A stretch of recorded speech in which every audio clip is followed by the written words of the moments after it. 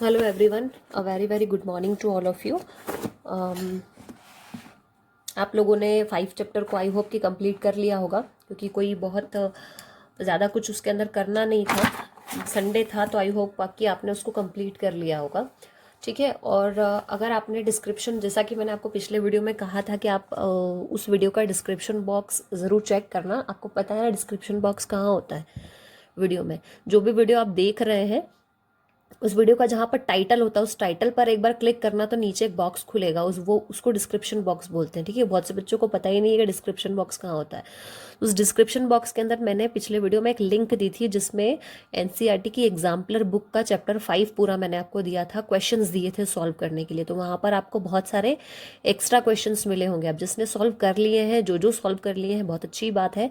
और जो नहीं हुए होंगे तो उसके लिए मैं आपको आज अपना डिस्क्रिप्शन बॉक्स ज़रूर चेक करना। उस एग्जाम्पलर के सॉल्यूशंस मैं आपको दे रही हूँ, उसके अंदर मैं सेंड कर दूंगी।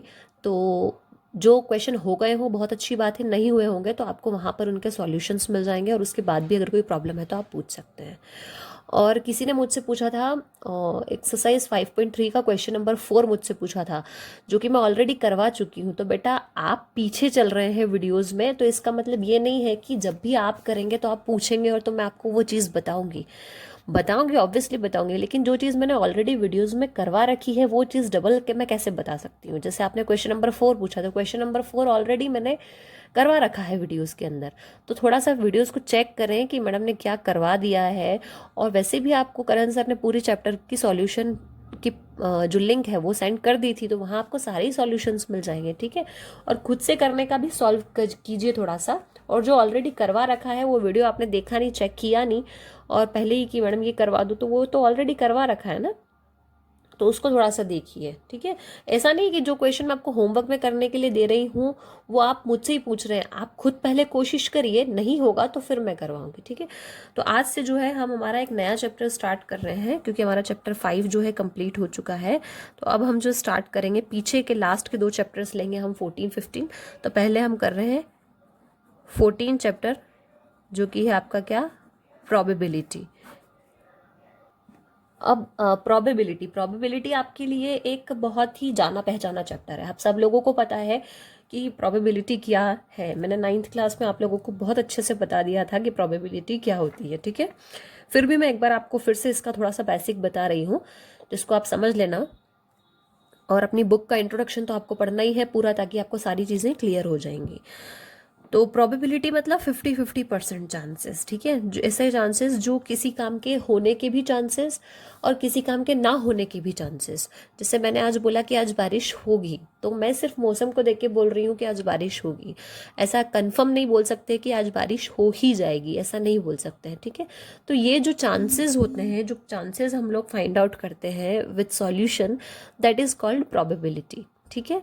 ये चीज़ क्या होती है, किसी भी चीज़ की पॉसिबिलिटी उसकी क्या होती है, किसी भी काम के होने की पॉसिबिलिटी और किसी भी काम के ना होने की पॉसिबिलिटी क्या होती है, आपके प्रोबेबिलिटी होती है। ठीक है। अब इसके अंदर मैं आपको एक चीज़ बता दूं कि देखा जाए तो प्रोबेबिलिटी ऑफ इवेंट क्या होता है। जनरली हम फॉर्मूला क्या लगाते हैं, नंबर ऑफ फेवरेबल आउटकम। ठीक है।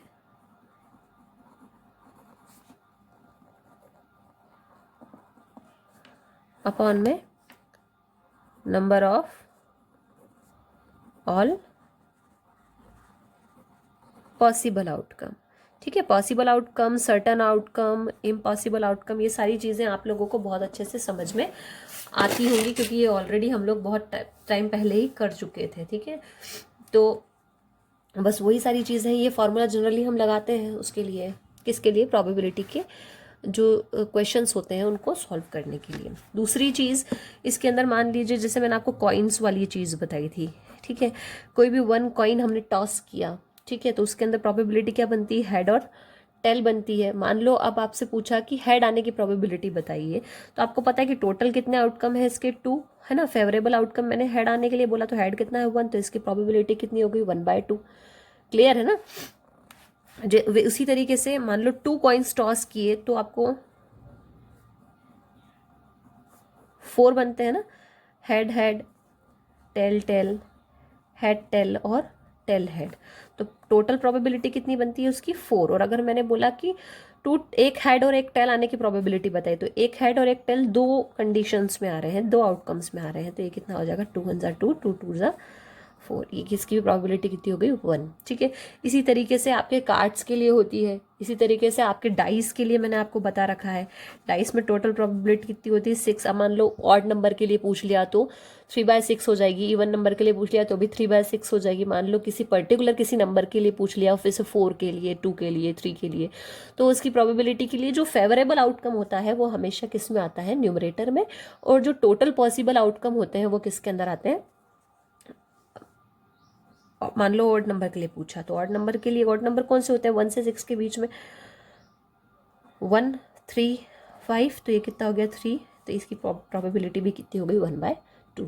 तो इसी तरीके से बस आपको सारी चीज़ें करनी है।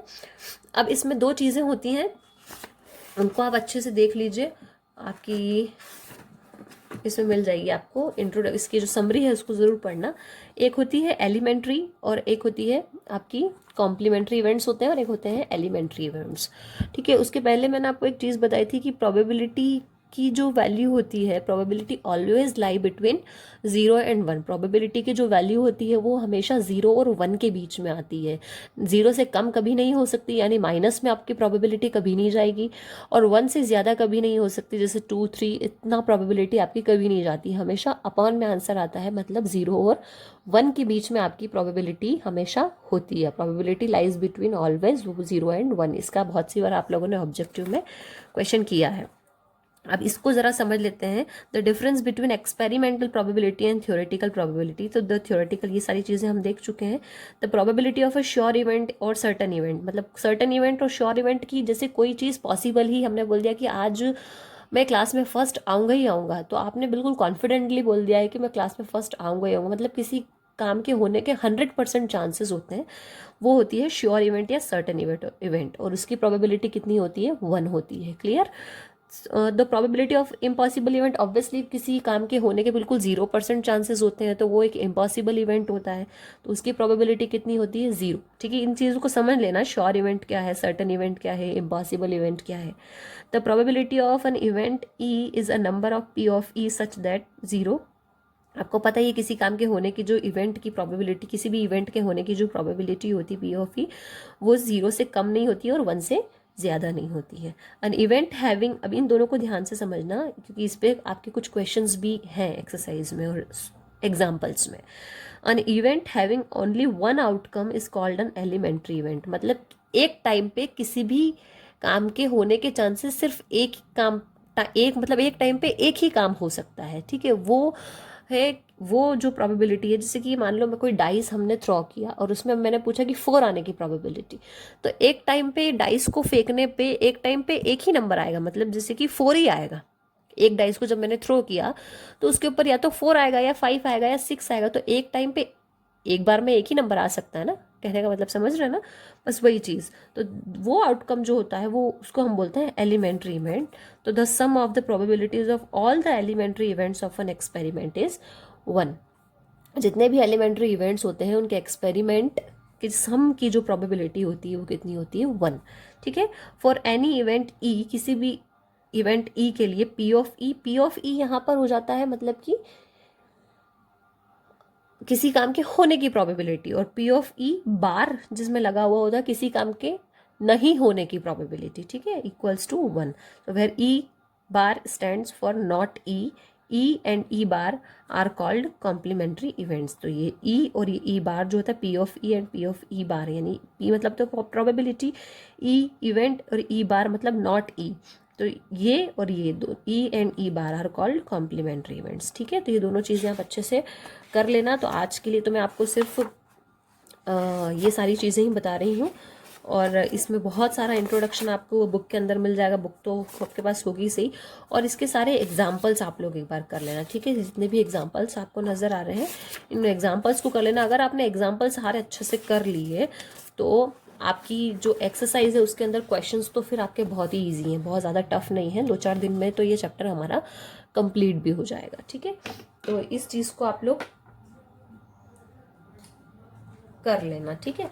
तो मैं सोच रही हूँ कि मैं आपको ये 2 चीज़ें और करवा देती हूँ, आपने अभी अभी पढ़ी है तो आपको अच्छे से समझना। जैसे एक्सरसाइज 15.1 का क्वेश्चन नंबर फर्स्ट है, कंप्लीट द फॉलोइंग स्टेटमेंट्स, जिसमें आपका फर्स्ट है probability of an event E plus probability of the event not E. अभी हमने पढ़ा कितना होता है, 1 होता है, ठीक है। The probability of an event that can not happen is, किसी भी काम के कोई भी काम, ऐसा काम जो नहीं हो रहा है उसकी प्रोबेबिलिटी कितनी होगी, 0।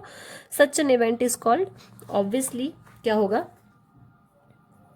इम्पॉसिबल, ठीक है। जो भी आपने पढ़ा बस वही है ये।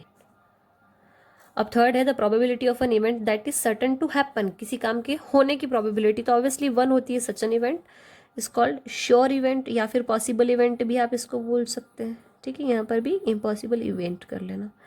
Next is the sum of the probabilities of all the elementary events of an experiment is 1, अभी हमने पढ़ा।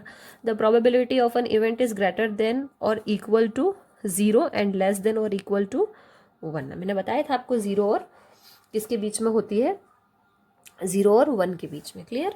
अब है which of the following experiments have equally likely outcomes, तो एक मैं आपको बता रही हूँ, बाकी के 2-3 आप करना, ठीक है। तो है a driver attempt to start a car, the car starts और डज नॉट स्टार्ट। एक ड्राइवर है जो कार को स्टार्ट करने की कोशिश कर रहा है, मतलब अटेम्प्ट कर रहा है कार को स्टार्ट करने के लिए, तो द कार स्टार्ट और डज नॉट स्टार्ट, तो क्या वो कार स्टार्ट हो जाएगी या स्टार्ट नहीं होगी।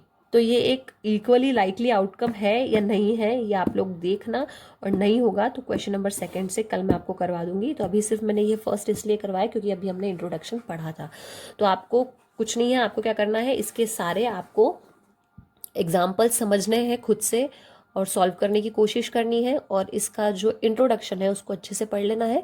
फिर कल से प्रॉपरली हम इस पूरे चैप्टर को स्टार्ट कर देंगे। कोई बहुत ज़्यादा बड़ा चैप्टर नहीं है, बहुत इजी है और बहुत आराम से हो भी जाएगा, और कोई ज़्यादा एक्स्ट्रा क्वेश्चंस भी नहीं बनते हैं इस चैप्टर के अंदर, ठीक है।